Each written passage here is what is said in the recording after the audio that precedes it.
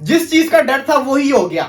जिस चीज का डर था वही हो गया कि भरे मैच से पहले जो पाकिस्तान को कॉन्फिडेंस चाहिए था, जो पाकिस्तान को बूस्ट चाहिए था, जो हमें ट्राई सीरीज से विन करने के बाद जो कॉन्फिडेंस मिला था, वो सारा का सारा मिट्टी में दफन हो चुका है। पाकिस्तान को इंग्लैंड ने हरा दिया है। जी हाँ, पाकिस्तान को वार्म मैच में इंग्लैंड ने हरा दिया है। बाबर रिजवान ने आज बल्लेबाजी नहीं की, शादाब कैप्टनसी कर रहे थे, रिजवान ने कीपिंग तो की, बल्लेबाजी करने में दो नए ओपनर्स को भेज दिया जिन्होंने इतना खास कुछ कहते हैं इंप्रेशन दिखाया नहीं। रही बात आज पाकिस्तान की परफॉर्मेंस की, फिर से कहते हैं बल्लेबाजी वो रन नहीं बना पाई जो बनानी चाहिए थी। बीच में बारिश भी हुई, एक ओवर कम भी हो गया, लेकिन उसके लिहाज से भी देखा जाए तो पाकिस्तान का जो टारगेट था वो कम था। पाकिस्तान को ज्यादा रन बनाने चाहिए थे जो कि पाकिस्तान ने एंड पे नहीं बनाए, back to back wicket lose करने के बाद। दूसरी तरफ देखा जाए तो आज ही सुबह के टाइम पे अगर बात करूं, इंडिया वर्सेस ऑस्ट्रेलिया का मैच था। इंडिया ने ऑस्ट्रेलिया को हराया। इंडिया की बल्लेबाजी की अगर मैं बात करूं तो हमने केएल राहुल को इजी लिया हुआ है। केएल राहुल ने इसको कहते हैं आज ओपनिंग करते हुए क्या पावर हिटिंग की है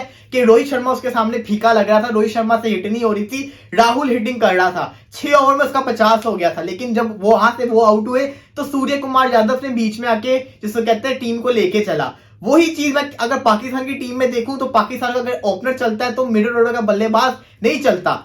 जिसको चलना चाहिए नंबर 4 की पोजीशन पे रन बनाने चाहिए। आज शादाब भी फ्लॉप हो गया, नवाज भी फ्लॉप हो गया, आसिफ अली फ्लॉप ही है, इफ्तिकार अहमद ने भी कोई खास रन नहीं बनाए। लेकिन देखा जाए तो पाकिस्तान, हमने देखा है अक्सर पाकिस्तान की बॉलिंग जो होती है डिफेंड कर लेती है, टोटल बड़े मैचेस में की है। आज मैच में फाइट भी की बॉलिंग ने। शाहीन शाह अफरीदी की वापसी हुई। शाहीन शाह अफरीदी की अगर मैं बॉलिंग की बात करूं, थोड़ी देर पहले शामी के साथ वो टिप्स ले रहे थे शामी से, लेकिन खुशी हुई शाहीन को देख के बॉलिंग करते हुए। लेकिन जो टेंशन की चीज है ना, जो मुझे टेंशन दे रही है, क्योंकि आगे बड़ा मैच है 23 अक्टूबर को, शाहीन शाह अफरीदी को वो स्विंग नहीं मिल रहा।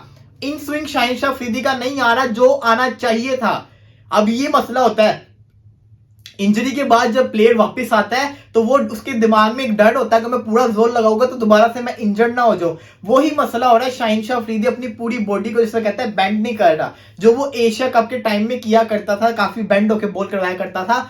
अब वो उस तरह से बॉलिंग नहीं करवा रहा। यही वजह है कि शाहीन शाह अफरीदी को वो स्विंग नहीं मिल रहा, और जो कि जिस स्विंग के लिए वो जाना चाहता है, पहले 2 ओवर में उसको बिल्कुल स्विंग नहीं मिला। हाँ, अलग बात है उसको रन्स भी नहीं पड़ रहे थे, उसकी लाइन एंड लेंथ अच्छी थी। दूसरी तरफ देखा जाए तो नसीम शाह ने भी अच्छी बॉलिंग की, लेकिन हुसनैन ने आके सारा प्रेशर खत्म किया। फिर बेन स्टोक का लाठी चार्ज शुरू हुआ, उसके बाद जिसको कहते हैं बेन स्टोक आउट भी हो गए, लेकिन इंग्लैंड नहीं रुकी। पाकिस्तान की बॉलिंग ने फाइट की, लेकिन उस किस्म की फाइट ना कर पाई कि मैच पाकिस्तान को जितवा सके। दूसरी तरफ अगर बॉलिंग की कंपैरिजन करना है ना, बॉलिंग की ही बात करते हैं तो भाई जिसका हम मजाक उड़ा रहे थे एक साल से, जिनकी बॉलिंग का मजाक उड़ा रहे थे, जिनके 19वें ओवर का यहाँ पे हैशटैग चलते थे, ट्विटर पे ट्रेंड चला करते थे कि 19वां ओवर इंडिया का मजाक बना करता था, आज उसी 19वें ओवर के अंदर इंडिया को सिर्फ 4 रन पड़े।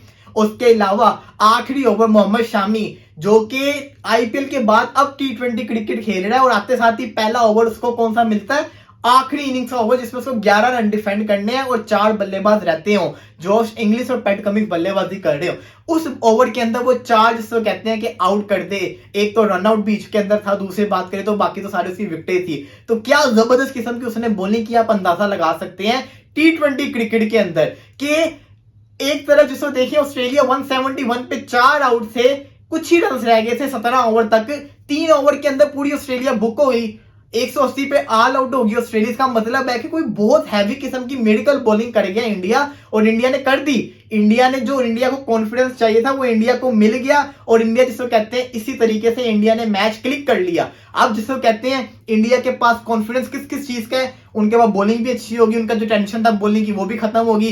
पूरे साल उनके जिसको कहते हैं मीडिया वालों ने रोला मचाया हुआ था कि हमारी डेप्थ बॉलिंग बिल्कुल खत्म हो गई हुई है, हमारे पास एंड का ओवर करने के लिए बॉलर नहीं है। तो उनके बॉलर्स ने दिखा दिया कि हम बॉलिंग कर सकते हैं, तो उनकी बॉलिंग भी अच्छी होगी, उनकी बैटिंग तो ऑलरेडी अच्छी थी। और जिस किस्म की आज विराट कोहली फील्डिंग कर रहा था, तो फील्डिंग तो एक्स्ट्रा ऑर्डिनरी नजर आ रही थी। रही बात जिसको कहते हैं पाकिस्तान की बैटिंग का शुरू से मसला रहा है। पाकिस्तान की बैटिंग आज में ही चली, बाबर रिजवान जिसको कहते हैं नहीं खेल रहे थे, तो बैटिंग सामने नजर आ गई। जो रन को चाहिए था कि रन 180 190 तक जाने चाहिए थे, वो 160 के पास ही रह गए। पाकिस्तान की बॉलिंग की बात करें तो अच्छी बॉलिंग थी, लेकिन हमारे स्पिनर्स को स्पेशली बात करूं तो हमारे स्पिनर्स को बड़ी मार पड़ी है। आज हमारे स्पिनर्स को बड़ी मार पड़ी है, इवन शादाब को छक्के बड़े पड़े हैं। तो स्पिनर को तो ऐसे वो लोग खेल रहे थे ना, जिसको कहते हैं इंग्लैंड वाले, स्पेशली हैरी ब्रूक की समझ ही नहीं आ रही थी कि कैसे प्यार से छक्के मार रहे हैं। और रही बात बॉलिंग की, फास्ट बॉलिंग की दम लगाया, लेकिन हमें मैच जितवा के नहीं दे सके। अब सवाल वही आ जाता है क्या पाकिस्तान जीत सकता है ऐसे कॉम्बिनेशन के साथ? हमारी अभी तक प्लेइंग 11 डिसाइड नहीं हुई। हमारी प्लेइंग 11 क्या है हमें ये नहीं पता। रोहित शर्मा ने पहले ही आपको प्रेस कॉन्फ्रेंस में बता दिया था कि उनकी 11 खेलेगी, उन्होंने अपने 11 को बता दिया हुआ और वार्म अप मैच में भी वही नजर आए, लेकिन हमारे 11 कौन से हैं हमें नहीं पता। ये बहुत बड़ा सवाल है, हम कब तक एक्सपेरिमेंट करेंगे। मैं ये समझता था कि सिर्फ शाहीन को इन करते, ट्राई नेशन की सीरीज आप जीत कर आए थे, वही टीम रखते, लेकिन जब चेंजेस करने का टाइम होता है आप करते नहीं, जब चेंजेस करने का नहीं है टाइम तब आप चेंजेस वगैरह कर रहे होते हैं। लेट्स सी, अब देखें जो होना था वो हो गया। अगले मैच की अगर बात करूं तो जिसको कह सकते हैं स्कॉटलैंड ने अपसेट कर दिया वेस्ट इंडीज को हरा के। पहले श्रीलंका अपसेट होकर हार गई नामीबिया से, अब स्कॉटलैंड ने वेस्ट इंडीज को हरा दिया, 2 टाइम्स की चैंपियन, जो कि एक बहुत शॉकिंग सी न्यूज है मेरे लिए, क्योंकि मैं समझ रहा था कि लंका और वेस्ट इंडीज हमारे ग्रुप के अंदर आएगी, लेकिन अब तो मुझे लगता है क्वालिफाई होते भी नहीं नजर आ रहे, क्योंकि जो ये परफॉर्मेंस दिखा रहे हैं। रही बात इनकी बात करें तो बहुत जिसको कहते हैं शॉकिंग परफॉर्मेंस है, लेकिन उतना ही अच्छा है कि छोटी टीमें आगे आ रही हैं, इनको मौका मिल रहा है ये प्रूव करने की हम अच्छी टीम है, तो ये डिजर्व भी करती है। जो मेहनत करता है वो डिजर्व करता है आगे आना। जिम्बाब्वे का भी मैच चल रहा है आइलैंड के साथ, जिम्बाब्वे सिकंदर रजा ने बड़ी जबरदस्त किस्म की बल्लेबाजी की थी।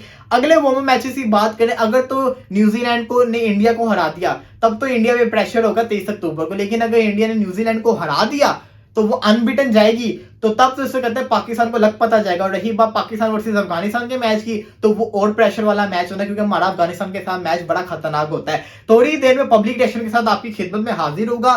पब्लिक रिएक्शन जरूर देखिए, कुछ ही घंटों के अंदर आ जाएगा। पब्लिक से पूछते हैं कि आज की परफॉर्मेंस उनको कैसी लगी पाकिस्तान की।